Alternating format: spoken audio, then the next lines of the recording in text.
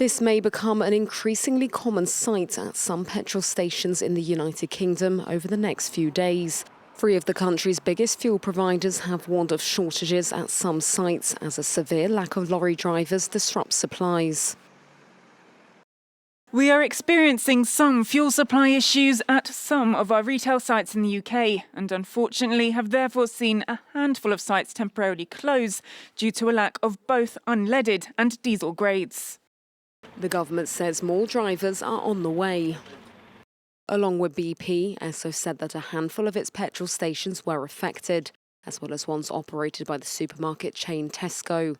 The driver shortage has piled more pressure on the UK government, which is already grappling with food supply shortages and a soar in gas prices. Yes, we're starting to see big increases in people passing their tests. There seems to be lots of demand, thanks to the higher salaries. And if we can get people through those tests, then that relieves the pressure on the system as well. The trucking industry said it needs another 90,000 drivers to meet demand after Brexit made it harder for European workers to drive in the UK. The country's full departure from the EU last year has made it harder to employ drivers, mainly from Eastern Europe, that many firms had come to rely on. The pandemic has also made things difficult, with lockdown stopping new drivers from passing tests.